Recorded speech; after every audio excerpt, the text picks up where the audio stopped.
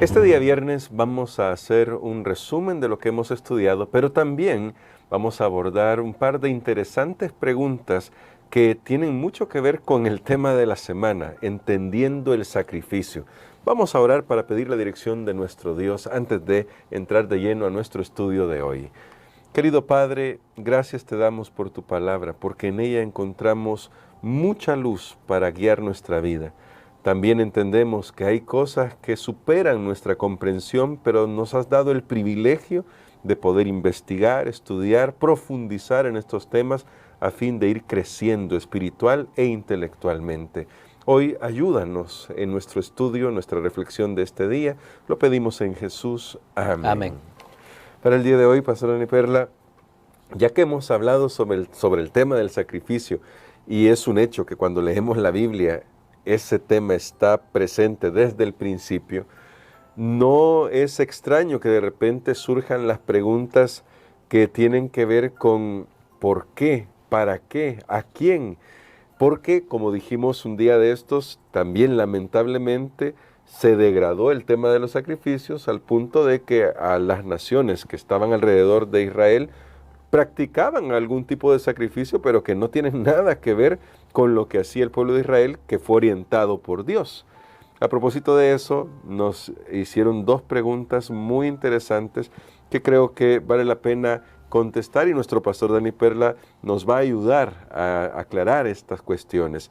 Y estas preguntas dicen así, las voy a leer inmediatamente las dos, y dicen así: ¿la muerte de Jesús fue un requerimiento? Y en tal caso, ¿de quién? ¿Quién lo requirió? ¿O fue únicamente la consecuencia del pecado al que se enfrentó, es decir, nuestros pecados? Y la siguiente pregunta es, ¿realmente Dios establece ese intercambio, lo pone entre comillas, de perdón a cambio de sangre? Dos preguntas interesantes, pastor, y nos gustaría que usted nos ayude.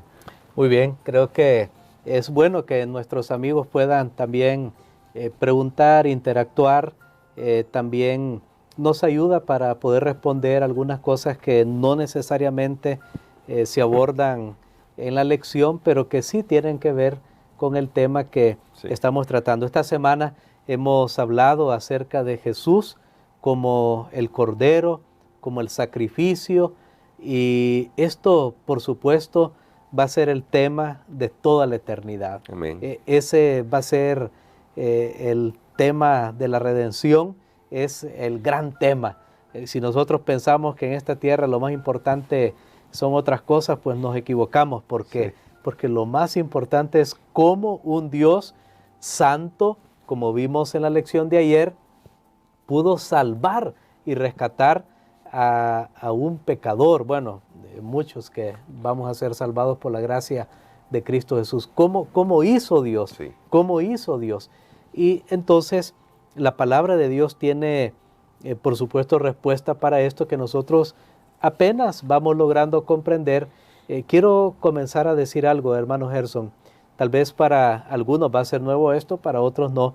Pero sabe que en la Biblia, tanto para el concepto de pecado o la palabra pecado, como para la palabra o el concepto salvación, no hay una sola palabra, sino que, por ejemplo, para pecado hay muchas maneras, hay muchas palabras que van definiendo lo que es el pecado, Claro. lo que es el pecado. Para salvación también hay muchas palabras, porque una sola palabra no logra encapsular lo que significan estos actos. Por ejemplo, para salvación podemos ver salvación, redención, rescate, propiciación, sustitución, algunas que puedo recordar en este momento, justificación, y cada una de estas palabras eran usadas por los escritores bíblicos por inspiración, por supuesto, del Espíritu Santo, para que estas palabras fueran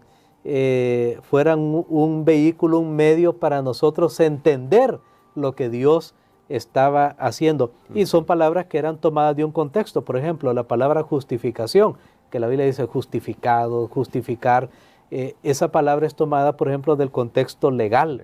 Del contexto legal.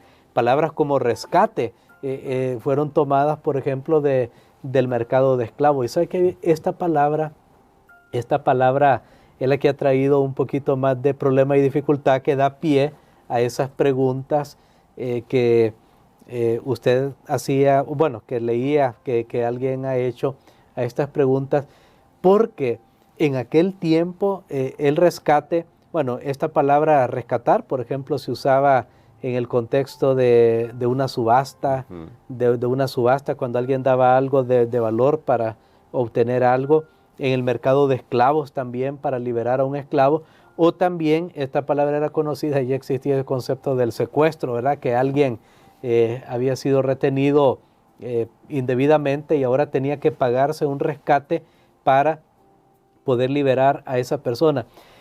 Entonces, si nosotros vemos las implicaciones de cómo se usaba cada una de esas palabras en el mercado, etcétera, en lo legal, en la vida común, y tratamos de seguir esa línea, tratando de que cada manera o cada cosa que se usaba allí pudiera corresponder con algo espiritual, ahí es donde está el fallo. Claro. Tristemente, después que murió el apóstol Juan, que fue el que escribió el libro de Apocalipsis, fue de los últimos testigos, prácticamente el último testigo apóstol que anduvo con Jesús, y que cuando había cualquier controversia, él oficialmente, él podía venir y decirnos, Jesús nos dijo esto, y ahí pues, ¿qué más quedaba, verdad? Claro. Las disputas se podían resolver casi de una manera más fácil,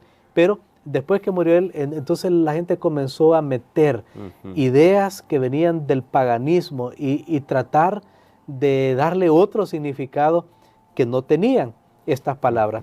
Voy a poner aquí un ejemplo, una idea que sabe que todavía está en los círculos cristianos, incluso puede estar aún en nuestros círculos adventistas.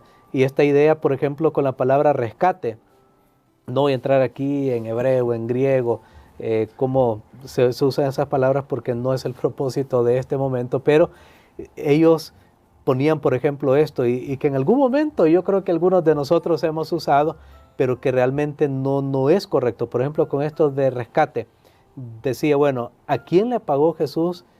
¿A quién le pagó Jesús ese rescate? ¿Al diablo? ¿A Dios? Y entonces hay por ahí esto es ficción, porque esto es totalmente infundado, esto no está en la palabra de Dios. Y entonces decían, bueno, es que como el ser humano pecó y el diablo secuestró al ser humano, ¿verdad? Entonces ahora Dios viene y hace un trato con el diablo. El diablo, que tiene envidia de Jesús desde el principio, él le dice, mira, si pues me das a Jesús, yo te libero al ser humano. Y entonces hay ahí ese acuerdo entre Dios y el diablo. Entonces Dios le está pagando el rescate a Satanás, y entonces el ser humano ahora es liberado y Dios puede salvar al ser humano. Pero miren ahora cómo esto se distorsiona. Y entonces ahora Jesús viene, sí muere, pero ¿qué pasó? Jesús no se quedó en la tumba, Jesús resucitó. Entonces Dios le hace un truco al diablo en ese sentido, que el diablo no se queda con el premio porque que era Jesús, porque ahora la tumba está vacía. Entonces ahí es como que Dios engaña al diablo, ¿verdad? Lo aventaja y le saca provecho. Todo ese pensamiento, hermano Gerson, no es totalmente bíblico. Y nosotros tenemos que reconocer que el uso que en la Biblia se le da a estas palabras tiene que ver con el sistema. Por eso es bueno entender el tema del santuario, porque nosotros no tenemos que ir más allá de lo que está escrito. Y me gustaría que viéramos dos textos que nos hablan de estas palabras, porque luego vamos a definir entonces realmente cómo deben ser usadas esas palabras y dejar ese concepto de a quién le pagó Dios o no. Vamos al Mateo capítulo 20, estas fueron palabras de Jesús mismo. Creo que nadie más que Jesús podía definir cuál era la misión de su vida. Mateo capítulo 20 y el versículo 28. ¿Qué dice acá? Mateo 20, 28. como el Hijo del Hombre no vino para ser servido, sino para servir y para dar su vida en rescate por muchos. Muy bien, ahí está esa palabrita, esa palabra rescate que era usada, como ya mencioné, en el mercado de subasta, de esclavos, o también cuando alguien había sido secuestrado. Pero veamos lo que dice Primera de Pedro, capítulo 1, y los versículos 18 y 19. Muy bien, vamos a la carta del apóstol Pedro, Primera de Pedro 1, 18 y 19, que dice así: sabiendo que fuisteis rescatados de vuestra vana manera de vivir, la cual recibisteis de vuestros padres, no con cosa corruptible como oro o plata, sino con la sangre preciosa de Cristo, como de un cordero sin mancha y sin contaminación. Muy bien. Entonces, noten ustedes lo que tenemos aquí. Aquí Pedro lo hace bien claro. ¿Cómo es que Jesús nos ha rescatado? Y dice, no se pagó un precio, sino económico, material, sino que fue con la sangre preciosa de Jesucristo. Podemos decir entonces que cuando en la Biblia se menciona este concepto de expiación, propiciación, son otros conceptos, es una imagen que nosotros podemos tomar que se refiere al sacrificio de Cristo Jesús como estaba prefigurado en el ritual del santuario y que finalmente Cristo realizó en la cruz del Calvario. Entonces, cuando vemos rescate, propiciación, expiación, nosotros tenemos que ver inmediatamente el símbolo de lo que sucedió en la cruz del Calvario. Muy bien. De lo que sucedió en la cruz del Calvario. La sangre nos define el medio de la expiación, o sea que fue la vida de Jesús. Él puso su propia vida, no es que Dios tenía que pagarle a alguien o algo así, porque a Dios no lo impulsó nada de eso, sino que fue una iniciativa propia, una iniciativa divina en la cual Él decidió morir por el ser humano. Ahora recordemos algo, cuando el ser humano pecó, el ser humano estaba destinado a la muerte, la destrucción, y se merecía la destrucción. Pero entonces Dios no quiso que el ser humano fuera destruido, y entonces lo que vemos aquí, y por eso este concepto es tan importante de la sustitución, lo que Dios hace, siendo que Él es el hacedor de la ley, y nadie más que el hacedor de la ley podía venir y cumplir con las demandas de la ley, entonces Dios viene y se pone en lugar del ser humano, porque era lo único válido que podía realmente cumplir con todas las demandas de la ley. Vean que no es al diablo, no. Es Dios mismo se da, y por eso la justicia de Cristo es la que nos salva, y podemos decirlo así para resumir: Cristo es nuestra justicia, nosotros somos su pecado. Cristo es nuestra justicia. Entonces sí, el ser humano pecó, y entonces recordemos que la muerte, ya sea del pecador o del sustituto, que en este caso fue Jesús, y cuando digo muerte, estoy hablando de la muerte eterna, no estoy hablando de esta primera muerte que todos pues vamos a pasar en algún momento, si Cristo no viene antes, ya sea que enfermemos, sea que haya un accidente o lo que sea. La muerte, ya sea del pecador o del sustituto, que en este caso es Cristo, es el resultado inevitable del pecado. Haber violado la ley de Dios. Correcto. Ese es el resultado inevitable. Y entonces, ¿qué hace Jesús? Él viene y toma nuestro lugar, y Él se pone como sustituto, y ahora el ser humano es liberado. El ser humano ya no tiene que morir la segunda muerte. Entonces notemos que todo este concepto de las palabras expiación, todo este concepto rescate, es el acto que Dios hace de sacrificarse a sí mismo, y por supuesto con la salvedad que solamente Él podía hacerlo, porque solo un Dios santo, como hemos estudiado, podía ser una transcripción de esa ley justa y santa de su santo carácter, y por eso Él es el único que podía cumplir con todas las demandas de la ley. Aunque los ángeles nunca han pecado, pero un ángel no podía expiar la culpa del ser humano porque iba a quedar en la misma condición del ser humano. El ángel iba a morir, pero iba a quedar ahí en la tumba. Pero Jesús, como era el creador, era el creador de todo. Por eso la alabanza en Apocalipsis vemos que es en base a la creación y la redención. Sí. Porque Él era el creador y tenía vida en sí mismo. Él podía morir en nuestro lugar, pero volver a la vida, cosa que no podía hacer ningún otro ser.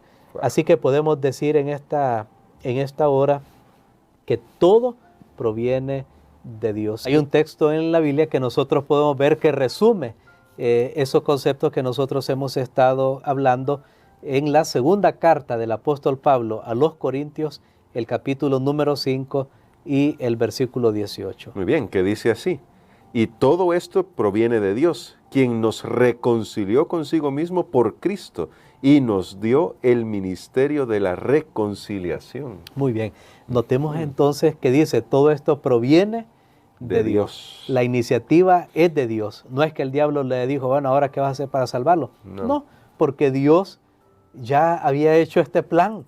Por eso la Biblia dice que Jesús es el Cordero muerto desde la salvación, desde la fundación del mundo. Porque aunque Él no murió físicamente en ese momento, claro, pero ya tenía, recordemos que todo lo que Dios se propone hacer es como que ya lo realizó, porque Él lo va a hacer. Por eso sus promesas, dice la Biblia, son sí y amén. O sea, son seguras, amén, porque él no puede jugar con las probabilidades. No, Él es solamente acción. Y esto es maravilloso. A veces hasta el lenguaje se nos queda corto para tratar de describir lo que realmente nuestro Dios es. Y entonces dice, todo esto proviene de Dios. Él fue el que tuvo la iniciativa. Cuando el ser humano cayó en pecado, Él fue el que tuvo ese deseo de salvar al ser humano, hacer una manera en la cual él pudiera no pasar por alto las demandas de la ley, claro, porque la ley decía que alguien tenía que morir, sí, pero entonces Jesús lo que hace es sustituirnos en esa muerte, y por eso la cruz es tan central en el plan de salvación. Y cuando hablamos del Cordero de Dios, de expiación, de redención, de rescate, de justificación, estamos hablando eso que Jesús ha hecho en favor de todos nosotros los seres humanos. Wow, bueno, con esta explicación creo que se nos amplían los horizontes mentales, intelectuales sobre este tema, porque, pastor, yo creo que cuando Satanás logró su cometido de tentar a Adán y a Eva y lograr la caída de la humanidad, pensó que había puesto en jaque a Dios y había dicho, hoy sí se va a cumplir que yo tuve la razón, y Dios ha quedado descubierto.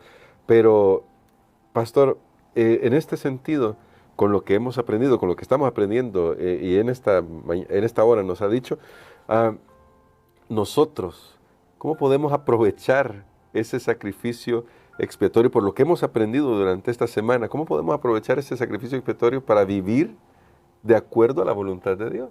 Bueno, hay algo más que solamente nosotros conocer esto intelectualmente, porque podemos conocerlo, pero no nos es de ningún provecho particular, porque recuerden ustedes, y tal vez recurrimos a la imagen que estudiamos esta semana, la Pascua, cómo inició el pueblo. Dios le requirió y le pidió que ellos se movilizaran. Dios pudo haberlo sacado simplemente de decirle, mire, a las 12 o a la medianoche, no existían esos tiempos, a la medianoche, ustedes agarren su maleta y se van. Yo voy a hacer que los egipcios se queden ciegos, yo voy a hacer que se desmayen, ustedes se van y tranquilos. Pero no, Dios utilizó esa misma ocasión para que el pueblo pudiera ver lo que era el pecado y mostrarles, y que ellos se pusieran activos en sacrificar un cordero, en poner la sangre en las puertas, porque requiere una aceptación de parte del ser humano. ¿Y cómo sabe usted que ha aceptado? Por ejemplo, cuando una pareja se comprometen, ¿verdad? Y dice, mire, queremos vivir juntos, somos el uno para el otro, etcétera, etcétera, todos los enamoramientos allí, y queremos estar juntos. Bueno, no solo se agarran la mano y se van ya, no es esa la manera, no. Ellos ahora tienen que aceptar delante de un público, delante de las autoridades civiles también tiene que quedar constituido, Sí. que ellos realmente están formando una unión, una sociedad.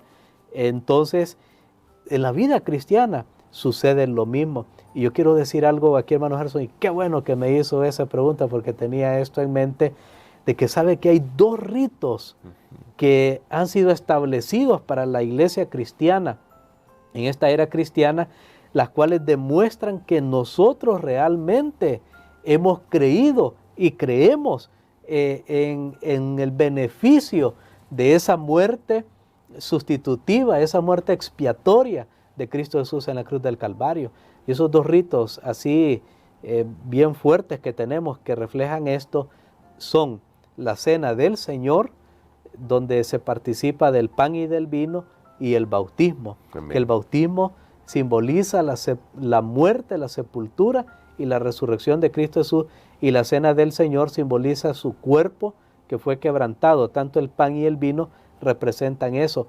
Entonces, cuando una persona participa de esto, esa persona está diciendo que acepta la salvación ofrecida por Cristo Jesús en la cruz del Calvario. Miren cuán importante es esto, hermano. La próxima vez, por favor, no se pierda la cena del Señor. Usted dice, no, pero yo no puedo participar porque no soy bautizado. Pues bautícese primero, claro. Bautícese, entréguese al Señor. Aprovecha ahora que la salvación está disponible, que todavía el Espíritu Santo está llamando. Y entonces de ahí viene una nueva vida, que es el proceso que todos nosotros estamos. Pero tenemos que saber que lo que sucedió en la cruz del Calvario es tan abarcante con relación a nuestra salvación, que toda persona que acepta a Cristo Jesús no puede perderse. Amén. No puede perderse. El diablo no puede reclamar a esa persona. El diablo no puede mantener a esa persona en la oscuridad cuando una persona es liberado en el nombre de Cristo Jesús. Entonces, esto es maravilloso, y de ahí vendrá una transformación en nuestra vida, que es una obra de toda la vida. Pues ya no para salvarse, sino porque ha sido salvado por el sacrificio de Cristo. Por eso se nos ha ordenado como adventistas del séptimo día, bueno, se nos ha aconsejado, contemplemos a Jesús, contemplemos su sacrificio, contemplemos, maravillémonos de lo que Él hizo por nosotros en la cruz del Calvario. Su muerte nos libera de la muerte eterna, una liberación que será totalmente completada cuando Cristo Jesús venga por segunda vez y seamos transformados. Sea que hayamos ido a la tumba, vamos a resucitar, vamos a volver a la vida, o sea que estemos con vida, ambos seremos transformados, ya cuerpos nuevos, mentes nuevas, para vivir para siempre con el Señor. Esa es la maravilla del Evangelio. Amén. Y queremos, pastor, que ore por nosotros por eso, porque definitivamente todavía hay mucho que podemos seguir explorando, pero con lo que hemos estudiado hoy creo que terminamos de aclarar por qué es tan importante el sacrificio. Y cuando contemplamos, y solo voy a hacer este comentario final por lo que ya estudiaremos la próxima semana, el sacrificio de Jesús a la luz de las profecías, nos damos cuenta que Dios, que está al control de la historia, está conduciéndola hacia su victoria, la victoria final de nuestro Señor Jesucristo cuando venga por segunda vez, y quiere que estemos listos para ese momento glorioso. Por eso, pastor, ore por nosotros para que hoy reconozcamos que necesitamos entregar nuestro corazón a Jesús. Amén. Padre, gracias te damos, Señor, porque hay victoria en Cristo Jesús. Gracias por su muerte sustitutiva. Gracias, Señor, por todo lo que realizaste en ese momento, en esa cruz, a fin de salvarnos y rescatarnos de nuestra condenación. Te alabamos, Señor, porque tú mismo, siendo Dios, estuviste dispuesto a asumir nuestra culpa, nuestro pecado, nuestra iniquidad, nuestra maldad. Y sí que somos malos, Señor. Pero gracias te damos, Padre, porque hay liberación, hay perdón y hay poder en Cristo. Permítenos que todo eso obre en nosotros una transformación, una renovación de mente, de carácter, de propósitos, hasta la venida de Jesucristo. Lo pedimos en el nombre de Jesús. Amén.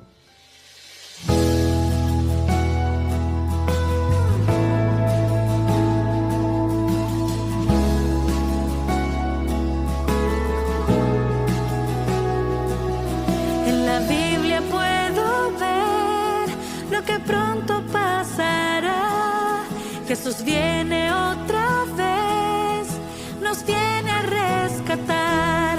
Las profecías ya se cumplen, el fin se acerca ya. Al mundo anunciaremos que pronto